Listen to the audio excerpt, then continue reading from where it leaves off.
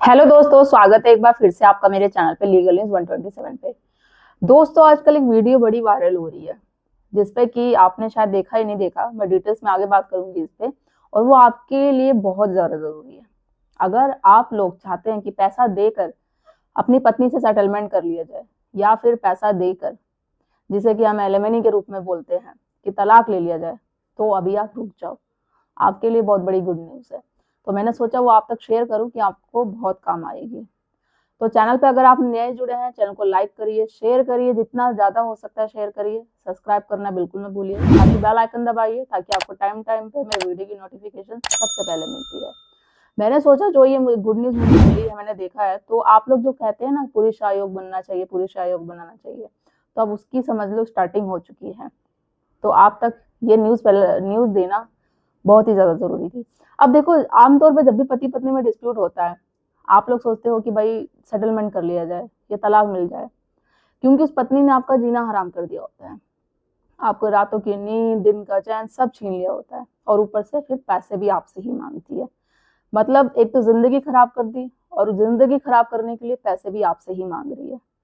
तो आप सोचते हो किसी भी तरीके से छुटकारा मिल जाए, भले मुझे पैसे देना पड़े, और वो जो डिमांड कर रही है वो आपकी कहीं क्षमता से अधिक हो।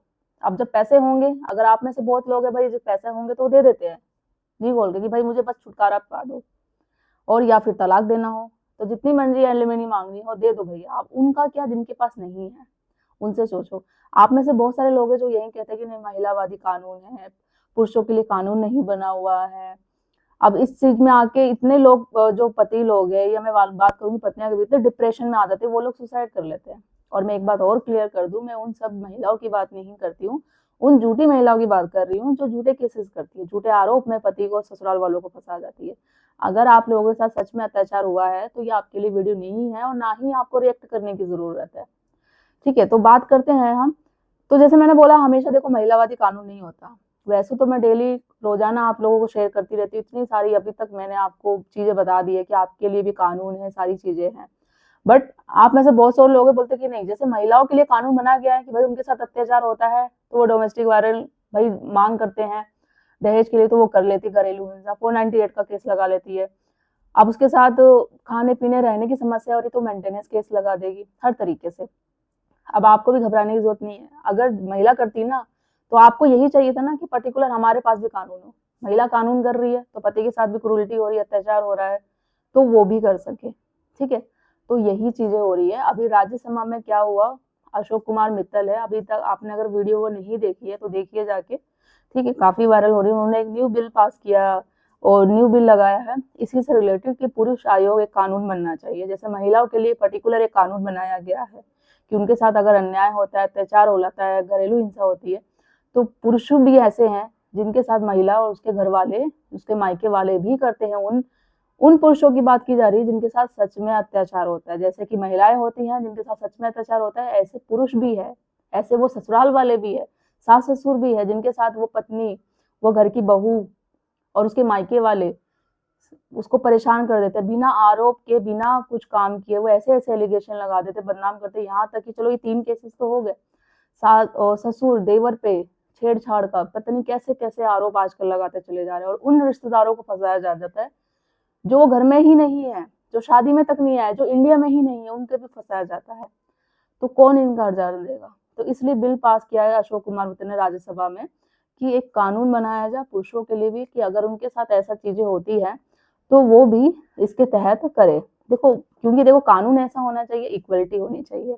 अभी तक भी जो कानून है, कोई किसी का भेदभाव नहीं है। हाँ, ये जो एक पर्टिकुलर महिलाओं के लिए कानून बनाया गया था, वो उन महिलाओं के लिए बनाया गया था क्योंकि पिछले जमाने में आपको पता है कि कितने न्याय होते थे। पहले टॉर्चर किया जाता था, मार मार दिया जाता था। अगर मैं अभी बात करूं, जिन महिलाओं के साथ सच में अत्याचार होता है ना, ये चीजें तो कम हो गई है, बट जो मेंटली प्रेशर किया जाता है, मेंटली टॉर्चर किया जाता है, और यही चीजें उन पुरुषों के साथ भी की जाती है, मेंटली टॉर्चर किया जाता है। तो फिजिकल से ज्यादा मेंटली ज्यादा करता है, तो वो ज्यादा हावी होता है। तो उस चीज को लेके लोग सुसाइड अटेम्प्ट कर लेते हैं, और आप लोगों ने सुना ही होता है इतने सुसाइड होते हैं। तो अब ऐसा करने की आपको जरूरत नहीं है। देखो, सुसाइड एक आमोत्र रास्ता नहीं है कि जिंदगी से बाहर निकलने का, उस सिचुएशन से बाहर निकलने का। इससे आप ये नहीं जीत जाओगे कि आप, इसका साफ तो यही होता है कि आपने जिंदगी से हार मान ली। आपने कोशिश ही नहीं करी फाइट करने की कि मैं लड़ूं तो सही, देखूं तो सही। किसने बोला है कि ऐसे कानून आपके लिए नहीं है? राइट्स तो होते हैं, अधिकार भी हैं, जो मैं हमेशा आप लोगों को बताती हूँ। आपको धमकी दी जाती है, मारने की धमकी दी जाती है, गाली गलौज किया जाता है, आपके साथ जबरन वसूली की बात की जाती है, डराया जाता है, धमकाया जाता है, तो क्यों आप डर रहे हो? आपके लिए कानून है, धाराएं अभी भी है, सबके लिए इक्वल है।